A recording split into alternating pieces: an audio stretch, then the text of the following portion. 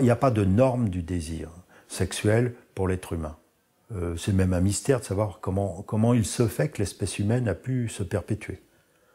Tellement c'est pas naturel. Il n'y a pas d'instinct sexuel? Non. Chez les humains?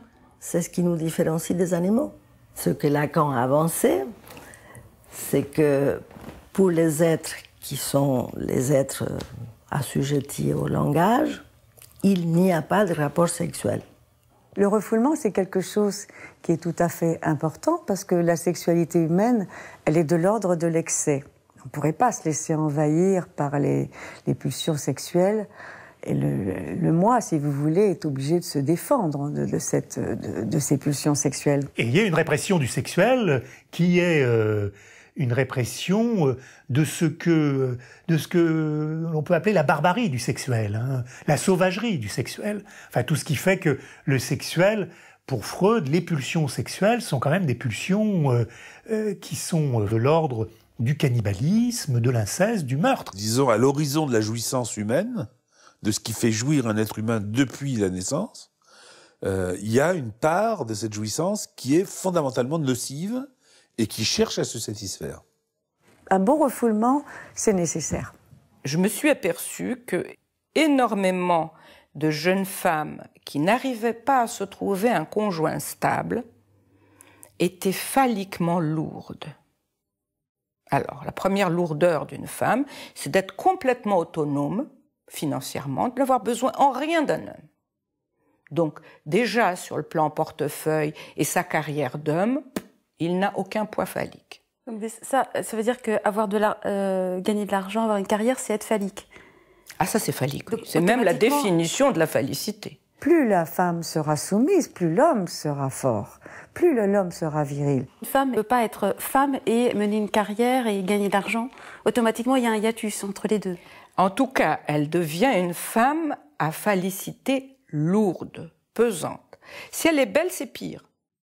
Parce que la beauté, c'est phallique aussi. Le féminin n'a pas d'inscription dans l'inconscient. L'inconscient a ses productions et plutôt une machine qui tourne autour du phallus, une machine phallique.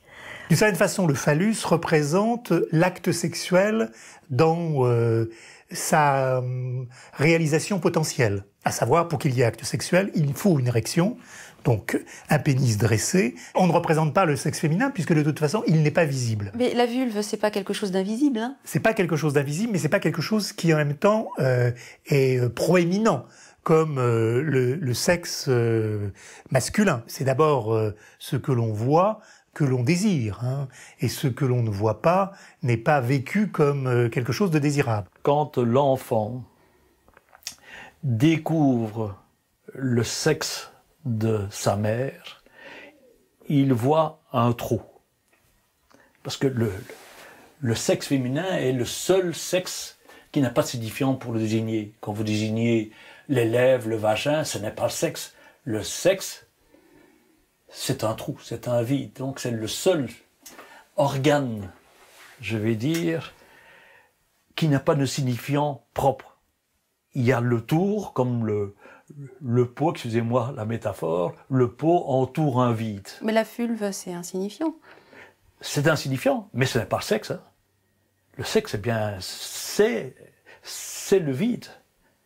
C'est le vide. Il n'y a rien de plus authentiquement femme qu'une femme qui s'approche au plus près du masculin. Hein, parce que effectivement, le corps de la femme est phallique. La jouissance féminine reste tout au long de la vie, à titre de déclencheur ou même à titre complet, clitoridienne, c'est-à-dire phallique. La mascarade féminine, c'est l'usage du semblant. C'est-à-dire, c'est tout ce qui fait les talons. Le semblant de féminité. Le semblant de la féminité, n'est-ce pas? Je suppose que la féminité, c'est du faux. La féminité, c'est que du semblant. Attendez, c'est très important ce que vous dites là, parce que dans le langage courant, on peut dire elles savent mettre en valeur leurs atouts sexuels, leurs atouts féminins. Vous vous dites ces atouts-là, c'est justement un masque. C'est pour masquer une absence, c'est pour masquer ce qui n'existe pas. Voilà, c'est pour masquer la femme qui n'existe pas. Les filles sont d'abord des garçons. Il n'y a pas d'essence du féminin Je veux dire par là que les femmes vont voir dans les magazines qu'est-ce que c'est qu'une femme. C'est ce qui fait le succès des magazines féminins, c'est qu'il faut voir quels sont les repères. Mais du côté féminin, ne pensez pas qu'une femme peut désirer simplement sexuellement un homme avec son sexe de femme? Oui, quand elles font l'homme. Alors, s'il n'y a pas de féminin dans l'inconscient, est-ce que la femme existe? Ben non, justement, c'est pour ça qu'elle n'existe pas. Enfin, les femmes existent, mais pas la femme, sauf dans la psychose. La femme existe dans la psychose? On peut trouver la femme dans la psychose, oui. Est-ce que c'est pas paradoxal pour une femme d'essayer d'aller mieux tout en ayant à admettre que la femme n'existe pas? La femme n'existe pas au sens de l'universel. Mais il y a un universel de l'homme? Oui, oui, oui. Est-ce qu'il n'y a pas des cas où la vraie femme existe? Surtout dans les excès, puisque la vraie femme, comme Lacan en parle, c'est Médée qui détruit qui tue ses enfants. En quoi ces comportements sont des témoignages d'une vraie femme, de quelque chose d'authentiquement féminin? C'est-à-dire que la trahison déclenche la rupture avec le lien phallique, précisément, à l'ordre phallique, et produit un déchaînement. Et pour les femmes, c'est du côté du sans limite.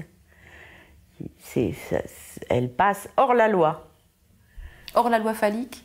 Hors la loi phallique. Donc en cela, elles sont automatiquement femmes, dans ces gestes-là. Elles sont hors la loi, et ce déchaînement, évidemment, conduit au pire.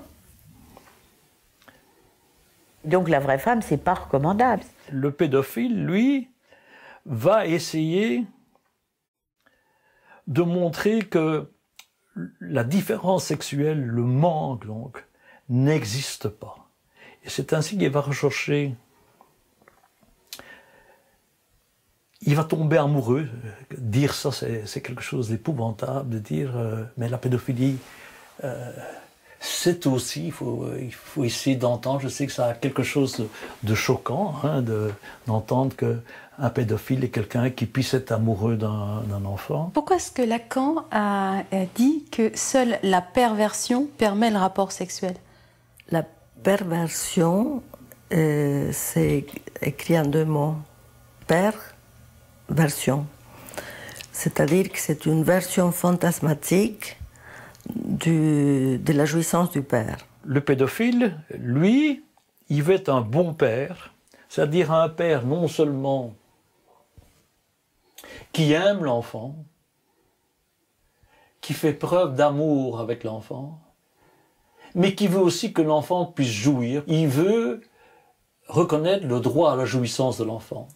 La perversion est quelque chose qui vient se substituer au niveau de l'absence du sens sexuel qui ne s'inscrit pas dans l'inconscient. Justement, on refoule, je crois que la vindicte, c'est par rapport à notre pédophilie que nous avons tous. Tous nos sentiments, toutes nos pulsions, mais nous les avons refoulés. On ne peut pas être un bon éducateur, excusez-moi, sans être quelque part, avoir un amour pour les enfants. On a tous des fantasmes et des rêves quelque part pervers.